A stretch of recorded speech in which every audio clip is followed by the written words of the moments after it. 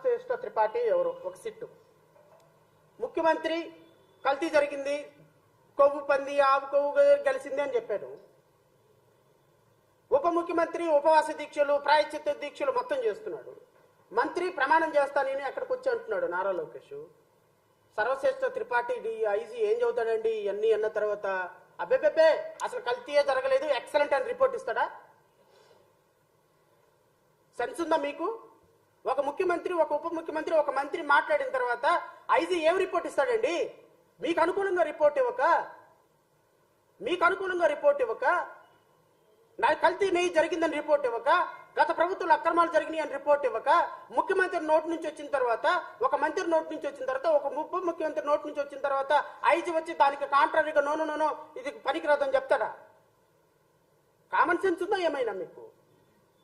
ముందు సెట్ వేసి విచారణ వచ్చిన తర్వాత ఆ విచారణ రిపోర్టును చదవాల్సింది ఈవో. ఇదిగో గత ప్రభుత్వంలో ఇలా అక్రమాలు జరిగినాయి, ఈ అక్రమాలను మేము సిట్టేసాము, ముఖ్యమంత్రి గారికి రహస్యంగా మేము విచారణ చేయమని రాశాము, రహస్యంగా విచారణ జరిగింది, ఇదిగో ఐజీ స్థాయి అధికారి సిట్ అధికారులు పూర్తి ఆధారాలతో రిపోర్ట్ ఇచ్చారు అని ఈ రిపోర్ట్ని బహిర్గతం అప్పుడు చేయాలి తప్ప ముఖ్యమంత్రి ఒక మాట అనేసేసి అబ్బో ఇదిగో అదిగో అని చెప్పేసి ఒక 10 రోజుల తర్వాత ఒక సిట్ వేసేస్తే సిట్ ఏం రిపోర్ట్ ఇస్తుంది? సుప్రీంకోర్టు అదే అడిగింది. ఎలా ఇస్తుందండి సిట్టు రిపోర్టు అని కేంద్ర ప్రభుత్వాన్ని అడిగింది సుప్రీంకోర్టు. ఏమని? మరి సిట్ అనేది ఆంధ్రప్రదేశ్ రాష్ట్రంలో ఇప్పుడు మిమ్మల్ని అరెస్ట్ చేసినప్పుడు, గౌరవ ముఖ్యమంత్రి చంద్రబాబు నాయుడు గారిని అరెస్ట్ చేసినప్పుడు సిఐడి పోలీసులు అరెస్ట్ చేస్తే సిఐడి వాళ్ళు జగన్మోహన్ రెడ్డికి చెప్పక, జగన్మోహన్ రెడ్డి చెప్పిన దాన్ని ఎఫ్ఐఆర్ గా రాయక నువ్వు చెప్పింది ఎలా రాస్తారని మీ అందరూ అడిగిన వాళ్ళమేగా. నేను ఇప్పుడు అది కూడా అడుగుతున్నా.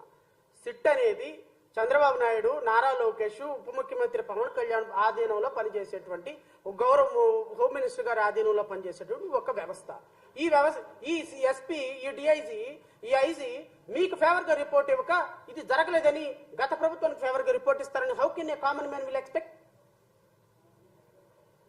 సో స్వతంత్ర దర్యాప్తు సంస్థ ఏమన్నా వేయొచ్చా అని అడిగితే నాకు తెలిసి రేపు సుప్రీంకోర్టులో భారతీయ జనతా పార్టీ అంటే సెంట్రల్ గవర్నమెంట్ సిట్టు రిపోర్ట్ వచ్చిన తర్వాత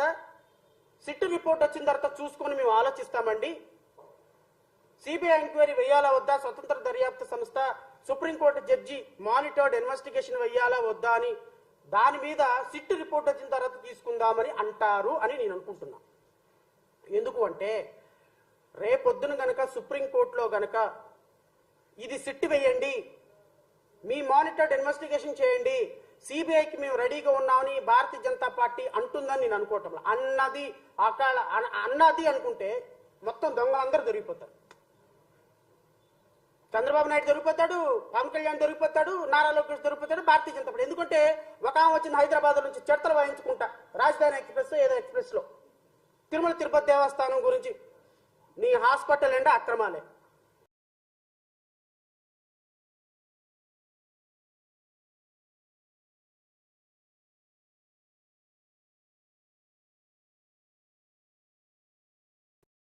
చెడతలు వాయించుకుంటూ వచ్చావు. దేనికోసం వచ్చావమ్మా ఆంధ్రప్రదేశ్? తిరుమల తిరుపతి దేవస్థానం వెళ్ళి ఎవడు రావాలో ఎవడు రాకూడదో, ఎవడు హిందూ ఎవడు క్రిస్టియన్ డిసైడ్ చేసేది నువ్వా? Who are you? నీ హాస్పిటల్లో జరిగే అక్రమాల గురించి తెలుసుకో వెళ్ళి. మీరు హాస్పిటల్లో జరుగుతున్న అక్రమాల గురించి తెలుసుకోమ్మా. మీ భారతీయ జనతా పార్టీకి సంబంధించినటువంటి అందరూ బొట్లు పెట్టుకొని వచ్చి మాట్లాడుతున్నారు కదా డిబేట్లో, సనాతన ధర్మం ఇదే చదువుతుందా? ఏ కల్తీ జరగని లడ్డుల్ని కల్తీగా చేసి రాజకీయం చేసి భారతీయ జనతా పార్టీ అయోధ్యలో లాగా రామ జన్మభూమి బాబరీ మసీద్ లాగా మళ్ళీ దేశంలో అన్ని చోట్ల గెలవమని చెప్తుందా? సనాతన ధర్మం 3 పెళ్లిళ్ళు చేసుకోమని చెప్తుందా? ఏమ్మా దీక్షలు చేసే వాళ్ళకి కూడా చెప్తున్నా, సనాతన ధర్మం అంటే అర్థం ఏంటి? ముందు దానికి డెఫినేషన్ తెలుసుకోండి. రేపు భారతీయ జనతా పార్టీ గనక సింగిల్ సిట్టింగ్ జడ్జి విచారణకు అంగీకరిస్తే ఖచ్చితంగా వీళ్ళ బొక్కలన్నీ బయటపడతాయి.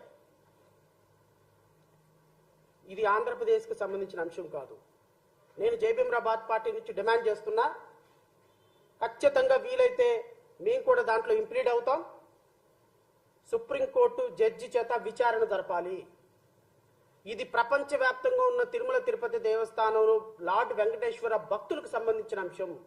ఒక తిరుమల తిరుపతి దేవస్థానాన్ని ఒక పొలిటికల్ డిబేట్గా, ఒక పొలిటికల్ చర్చా వేదికగా ప్రతిరోజు నేషనల్ మీడియా, స్టేట్ మీడియా దీన్ని ఒక ఇంకా లార్డ్ వెంకటేశ్వర అప్రతిష్టని మనం దిగజార్చుకున్నట్టు కాదా సార్? ఒక మాట చెప్పండి.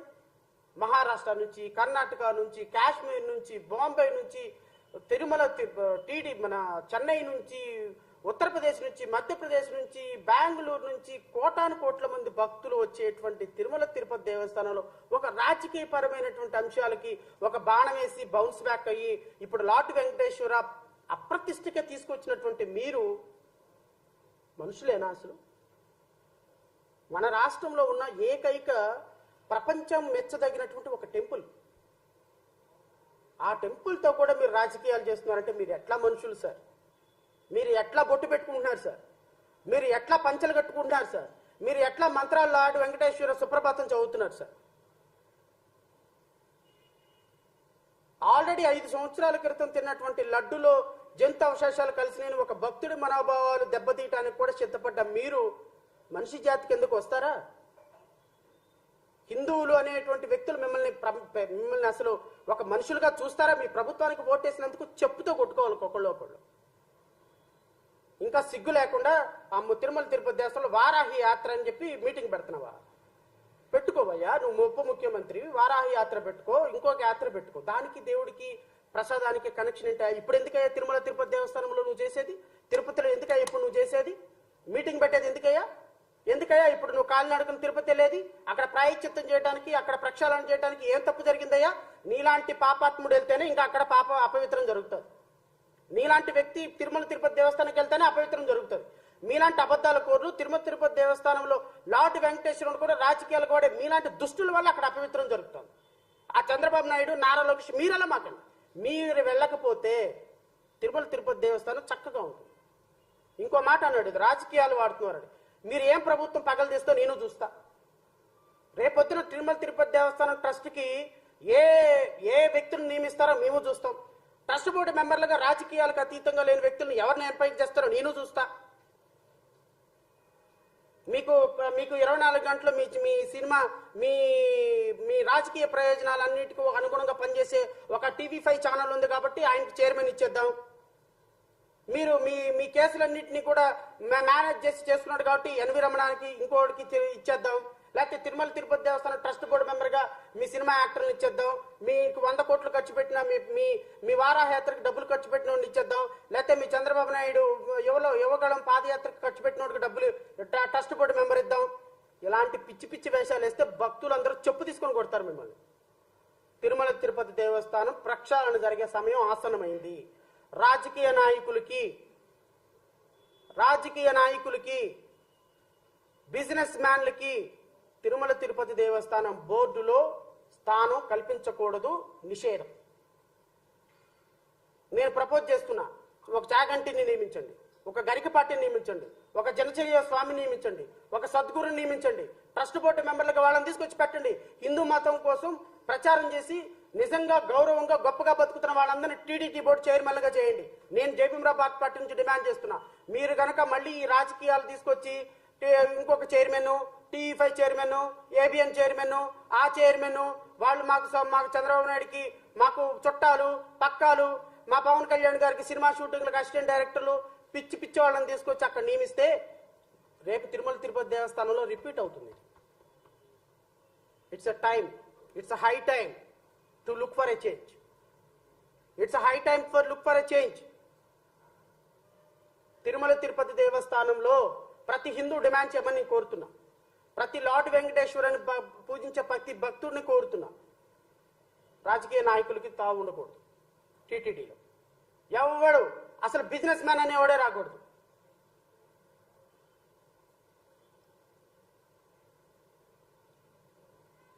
సాయంత్రానికి క్వార్టర్ బాటిల్ ఓపెన్ చేసే ప్రతి ఓడికి అక్కడ చైర్మన్, సాయంత్రానికి పక్కలు వేసుకునే ప్రతి న్యాయాలకి అక్కడ తీసుకెళ్లి టీటీడీ బోర్డు మెంబరు. ఏందండి ఇది? టీటీడీ భక్తుల మనోభావాలతో నడిచేటువంటి ఒక ధార్మిక సంస్థ. అక్కడికి వచ్చి రాజకీయాలు చేయడానిక?